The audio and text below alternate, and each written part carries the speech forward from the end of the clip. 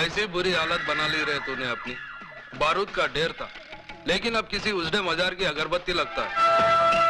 अरे जिसके वास्ते तू अपना सब कुछ छोड़ने के लिए तैयार है ना, वही तेरी शक्ल देखने के लिए तैयार नहीं है। चल वापस चल अपनी दुनिया में। देख, मैं तेरे को अपने साथ ले जाने के वास्ते कैसे कैसे महारथी अपने साथ लाया हूँ। देख।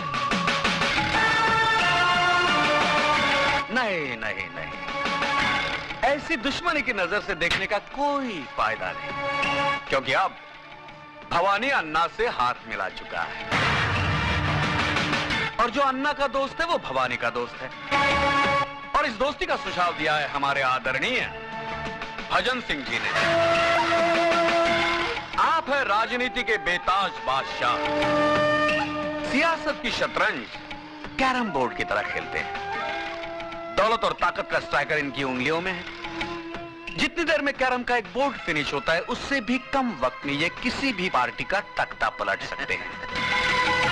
वो क्या है कि शक्ल से मैं उतना कमीना नहीं लगता हूँ जितना मैं हूँ।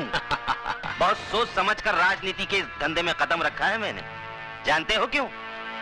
क्योंकि नेतागिरी ही एक ऐसा धंधा है जिसे शुरू करने के लिए ना फाइनेंस की जरूरत होती है ना क्वालिफिकेशन की। सिर्फ कोयल सी मीठी जुबान और लोमड़ी सा शातिर दिमाग चाहिए। दरअसल मैंने ही अन्ना को सुपारी दी थी उस सीएम को मारने के लिए, और तुमने भी कोई कसर नहीं छोड़ी थी उसे मारने के लिए, मगर साला किस्मत का धनी था। बच गया, और मर गया वो जो तुम्हारी बीवी का पहला पति था। हमारे मुल्क में ऐसे लोगों की कमी नहीं है जो रुपए लेकर खून करते हैं। तुम्हारे पास आने की वजह है तो सिर्फ इतनी कि बंदूक चलाते वक्त तुम्हारी उंगलियां नहीं कांपती। 26 जनवरी को वही सीएम इस शहर में आ रहा है किसी सरकारी मीटिंग के सिलसिले में, और 28 जनवरी को वापस जा रहा है।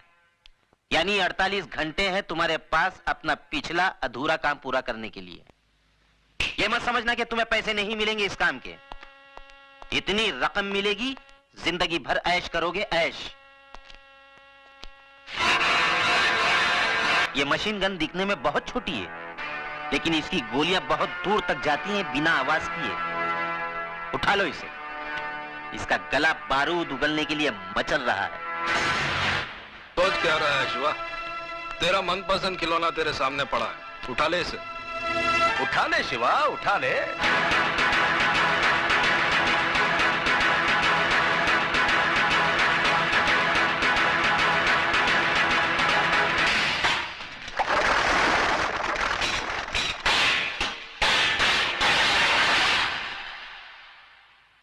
भजन सिंह, जब मैं चलना सीख रहा था तो अन्ना ने उंगली की जगह रिवॉल्वर की नाल थमाई थी मुझे। बड़ी मुश्किल से अपने हाथों से बारूद की बदबू धोई है मैंने। मुझे दोबारा हथियार उठाने पर मजबूर मत करना, वरना कैरम बोर्ड तुम्हारे सामने होगा, लेकिन स्ट्राइकर चलाने के लिए तुम्हारी हथेली पर उंगलियां नहीं रहेंगी।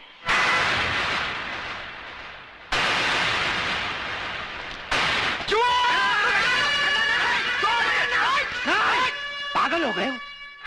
तुम्हें तो खुश होना चाहिए ना, क्योंकि आज भी वही तेवर, वही जुनून, वही आग है उसमें।